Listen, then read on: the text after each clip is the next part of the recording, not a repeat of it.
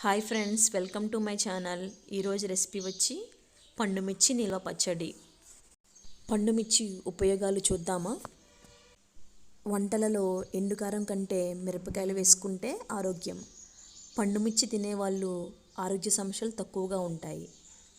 మనం ఎండుకారం ఎక్కువ యూజ్ చేస్తాం కదా, దాని బదులు పచ్చిమిరపకాయలు కానీ మిరపకాయలు ఎక్కువ యూజ్ చేస్తే మనకి ఆరోగ్యంగా ఉంటామన్నమాట. కొంచెం వేరే కంపేర్ చేస్తే శరీరంలో హానికారక క్రిములు నశిస్తాయి. మనం మోతాదుకు మించి తీసుకోకూడదు. ఏదైనా మితంగా తింటేనే ఆరోగ్యం కదా. సీజన్ అయిపోతుంది కాబట్టి తెచ్చుకుని పచ్చడి పెట్టుకోండి. ఇది 1 year వరకు నిల్వ ఉంటుంది. నేను ఇక్కడ 1 kg పండు మిరపకాయలు తీసుకున్నాను.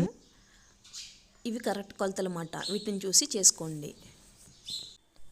మనం తీసుకున్న మిర్చిని శుభ్రంగా కడుక్కొని నీరు లేకుండా తుడిచి పక్కన పెట్టుకోవాలి. ఇలా చేయటం వల్ల మనకి పచ్చడి బూజు పట్టకుండా ఉంటుంది.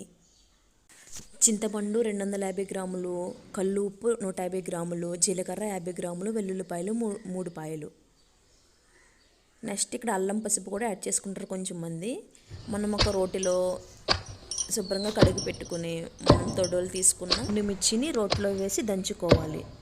ఈ వీడియోలో చూపిస్తున్న విధంగా. ఫస్ట్ మనకి ఘాటు ఎక్కువ ఉంటుంది కాబట్టి కొంచెం ఉప్పు వేసుకున్నాం అనుకో, ఆ ఘాటు మొహానికి తగలదన్నమాట.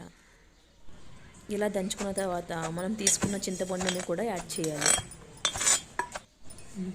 ఇలా స్పూన్తో కలుపుకుంటూ నెక్స్ట్ ఉప్పు యాడ్ చేసాము. ఫస్ట్ 100 గ్రాములు ఉప్పు యాడ్ చేసుకోండి. తర్వాత సరిపోతే మిగతాది యాడ్ చేసుకోండి. నెక్స్ట్ వెల్లుల్లిపాయలు, జీలకర్ర కూడా యాడ్ చేసి ఒక ప్లేట్లోకి తీసుకోవాలి. ఈ పండుమిర్చి పై తొక్క అనేది గట్టిగా ఉంటుంది కాబట్టి రోటిలో వేస్తే నలగదు. అందుకని మనం 10 రోజులు నిల్వ ఉన్న తర్వాత ఆ తొక్క అనేది మెత్తగా అవుతుంది. ఇలా డబ్బాలో స్టోర్ చేసుకుని మిక్సీలో గ్రైండ్ చేసుకుని తాలింపు వేసుకుంటే ఎంతో రుచికరమైన పండుమిర్చి నిల్వ పచ్చడి రెడీ. ఎవరైనా ఈజీగా చేసుకోవచ్చు. మీరు కూడా ఒకసారి ట్రై చేసి నాకు కామెంట్స్లో చెప్పండి ఎలా వచ్చిందో. Thank you for watching. Please subscribe my channel, share, like and comment.